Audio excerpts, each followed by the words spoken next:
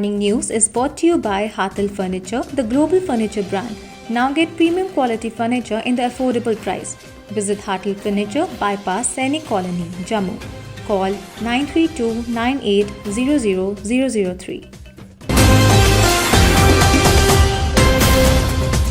Government has ordered extension in the life of vehicles beyond 15 years in J&K. As per a circular issued by the Transport Commissioner Pradeep Kumar, the life extension of non-commercial vehicles after 15 years shall be governed by the Motor Vehicle Act rules and other relevant instruction rules issued from time to time. J&K is likely to witness a 2-day wet spell from December 7th, while a light snowfall is expected in the higher reaches during the intervening night of December 4 and 5, and Meteorological Department said. Director MET Sonam Lotus said that the plains are likely to receive a light spell of snowfall and rains, while the higher reaches of the valley and Ladakh are expected to receive light to moderate snowfall between December 7th and 8th. He said the weather was expected to remain dry till December 6th. Members of civil society, including representatives from Rajvansh Sabha, Jammu, Bhim Army, social activists, and other organizations on Thursday organized a protest against 3 farm bills. The members assembled around Gandhinagar Gurdwara and organized a peaceful protest to voice their support for protesting farmers. J&K Handicap Welfare Association and J&K Handicap Association on Thursday held a protest near the Press Club Jammu, demanding the Social Welfare Department to fulfill their demands. The demands of handicapped people are enhancement of reservation quota, free education to disabled children as well as children of disabled persons, concession in electricity and water taxes, implementation of various schemes. Jammu Tourist Taxi Operator Federation on Thursday thanked the J&K government for extending the life of commercial vehicles beyond 15 years. Chairman of the Federation Indrajit Sharma, while speaking at a press conference, said that the amendment was a persistent demand from them, without which 60% commercial vehicles would have been off the roads and there would have been sudden cut in the livelihood of the owners as well as the drivers. के जो commissioner secretary है हरदेश सिंह, वो transport commissioner, हम उनका प्रदीप कुमार जी, हम उनका शुक्रिया अदा करते हैं.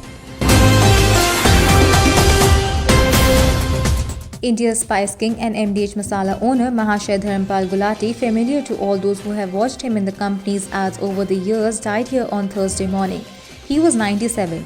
Gulati, who was awarded the country's 3rd highest civilian award Padma Bhushan last year, was undergoing treatment at the Mata Channan Devi Hospital, where he breathed his last, sources said. According to the reports, he was undergoing post-COVID treatment and suffered a cardiac arrest in the morning. A live hand grenade was found in Jammu and Kashmir's Rajouri district on Thursday. Senior Superintendent of Police Rajouri Chandan Kohli said that based on a specific tip-off, a team headed by the station house officer Rajouri found the grenade kept along a road between Gujar Mandi and Khiora stretch. In view of the District Development Council polls, security is high in Rajouri and prompt actions by the police team averted a possible terror action, the officer said. The Indian Air Force carried out massive exercise to test its air defense missile, including the indigenous Akash Air Defense System and Igla handheld launchers. IAF Vice Chief Air Marshal H.S. Arora witnessed the surface-to-air guide weapons firing as a part of Combined Guide Weapon Firing 2020 at Air Force Station Sri Lanka on December 1. The indigenous Akash missile system, along with Russian short-range Igla missiles, were fired and engaged the maneuverable, expandable aerial target, providing near-realistic training to the combat crew.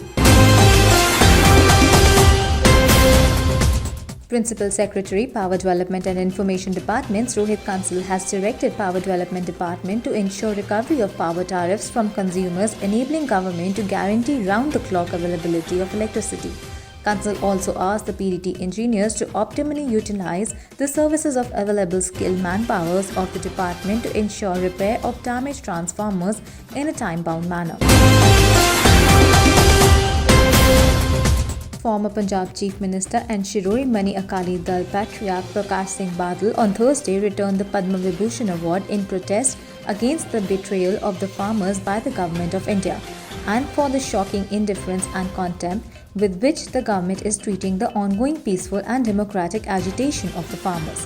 Badal said, when he was honoured with Padma Vibhushan, he knew it was only in acknowledgement of his commitment to the people in which the farmers featured most prominently. Badal further listed the reasons for feeling hurt and betrayed by the government's attitude and actions against the farmers. Having deployed major assets such as P-8I on China border during the ongoing conflict, Navy Chief Admiral Karambir Singh on Thursday said his force was prepared to face dual challenges from COVID-19 and China. Addressing a press conference on eve of Navy Day, he said that the Navy has been working in synergy and coordination with Army and the Air Force to tackle the Chinese challenge on the LAC.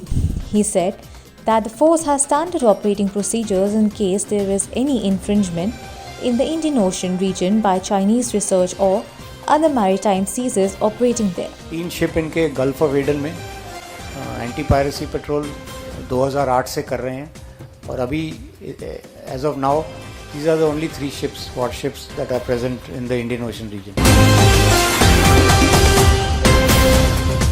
With 40,726 recoveries and 35,551 new COVID-19 cases reported in the last 24 hours, India on Thursday reported more recoveries than active cases for the 6th consecutive day. There are currently 4,22,943 active cases in the country, 4.44% of the total positive cases, which reached 95 lakh mark on Thursday and now stands at 95,34,965. According to the Union Health Ministry, India's active caseload has fallen under 4.5% on Thursday. 10 states and union territories contribute to 77.64% of the new recovered cases.